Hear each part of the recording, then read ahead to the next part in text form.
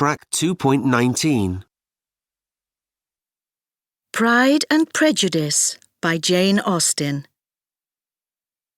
It is a truth well known to all the world that an unmarried man in possession of a large fortune must be in need of a wife.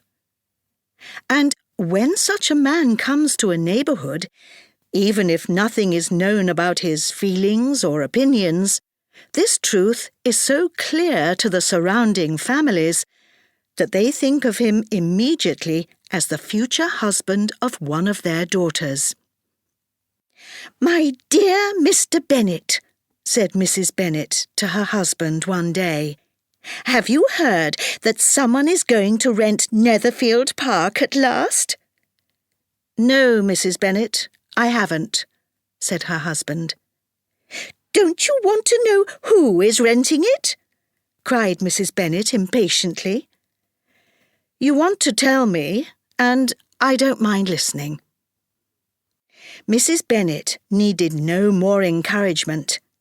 "Well, my dear, I hear that he's a very rich young man from the north of England.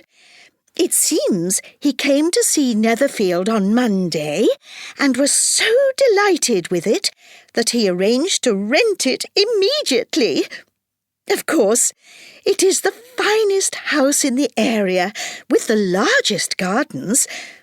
His servants will be here by the end of the week, and he will be arriving soon afterwards." "What is his name?" asked Mr. Bennet. "Bingley." "Is he married or single?" "Oh, single, my dear, of course. A single man of large fortune. He has an income of £4,000 or £5,000 a year. How wonderful for our girls!" "Why? How can it affect them?" Mr. Bennet asked. "My dear Mr. Bennet, how can you be so annoying? You must realise that I'm thinking of his marrying one of our daughters."